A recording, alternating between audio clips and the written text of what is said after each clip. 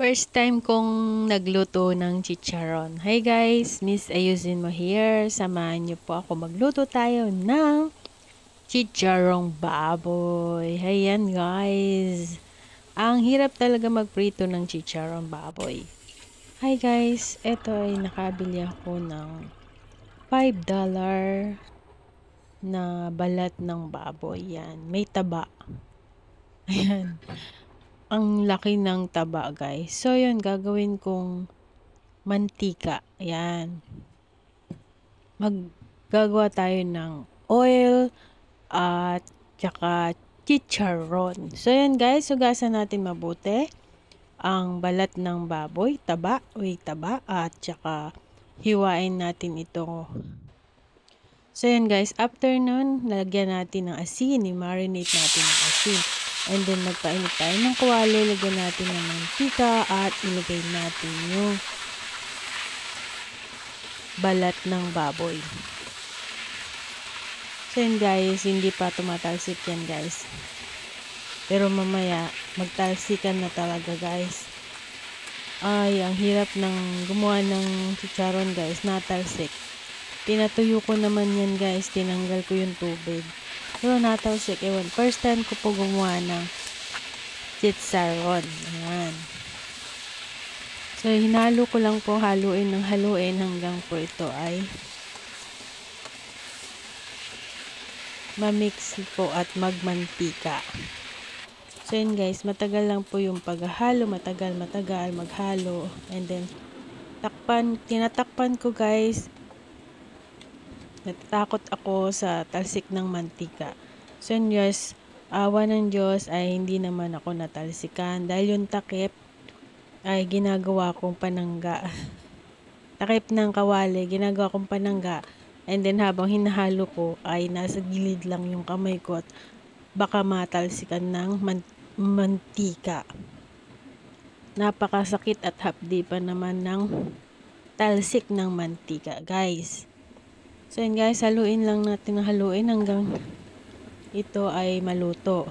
Para hindi po talaga magdikit-dikit, kailangan kasing haluin. Ayan.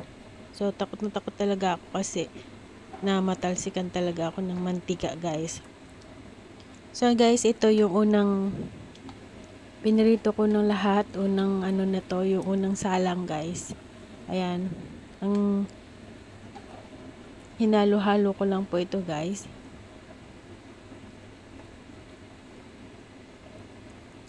Kailangan kasi pantay-pantay yung pagluto niya. Pero tumatalsik po yan na. Tumatalsik. Kaya ang hirap po yung floor namin, tas yung wall niyan ng kalaan ay puro talsik ng mantika. Talagang sinasangga ko yung takip sa akin, mukha at mata. Ayan. Kasi napakalakas ng tugong talsik niya guys. First time ko lang po kasi magluto nito guys kasi hindi ko pa alam ang proseso, ng tamang proseso talaga ng paggawa ng chicharon. Ayan. Ayan, ito yung aking chicharon. Ayan. So yan guys, ay okay na po ito guys. Ayan. Halu-haluin ko pa rin po guys. Ayan.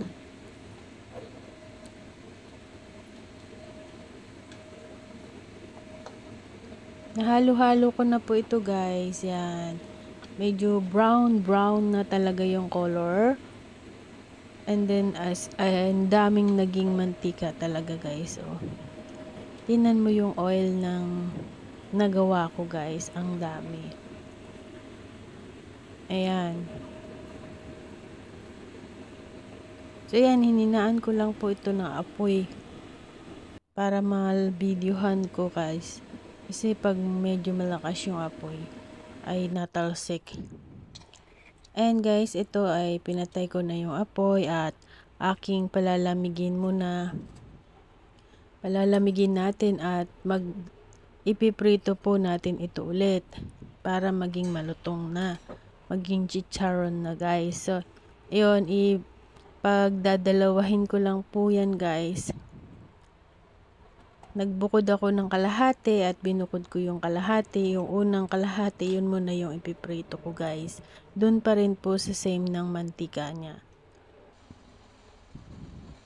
So ito na po yung kalahati at yun yung kalahati at naginit ako ulit ng mantika. Yung kawali din, same kawali at same ng mantika. So yun guys, mainit na mainit yung kawali na yan at mantika na yan.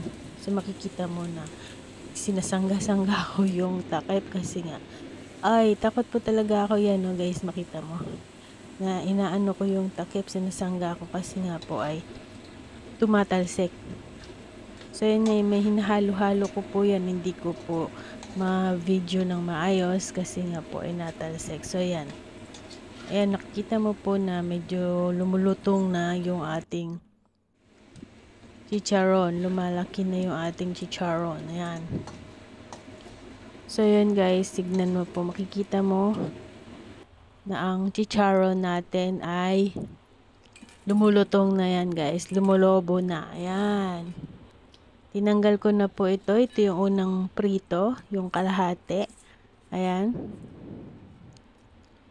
So yun guys, ready to eat na po yan. And then meron tayong sausawan na sukang with sile at saka nilagyan ko ng bawang.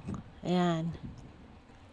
Tikman natin guys kung malutong ba ang ating chicharron. Ayan guys, ang sarap talaga. First time kong gumawa. Natutuwa ako kasi nakagawa ako ng sarili kong chicharon. So ito guys, yung pangalawang salang naman. Ngayon guys, nagsalang ulit ako yung kalahati kanina na binukod ko. So ayan guys, lutuin natin ito ngayon. Mainit na mainit yung mantika, kumukulo at napakahirap madampian yan sa ating kamay. Kaya ako doble ingat lang po talaga ang pagprito. So yun guys, sinasanggal ko yung takip para hindi tumalsik-talsik. Matalsikan talaga ako. So yun guys, ito.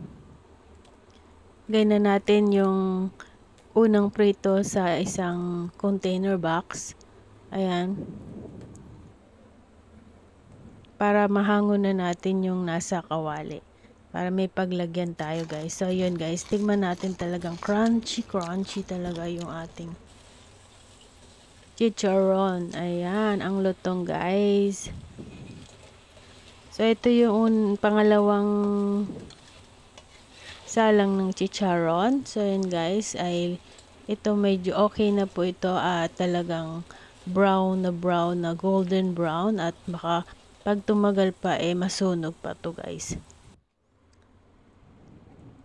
I hope you like this video. Please give me thumbs up, like, shares, and comment down below. Miss ayusin mo here. Thanks for watching everyone. Saan man sulok ng mundo, and God bless po sa inyong lahat. Thank you so much. I love you all. Ayan, so crunchy and healthy ang aking chicharon. Yummy. Yan, sinausaw ko talaga sa suka na may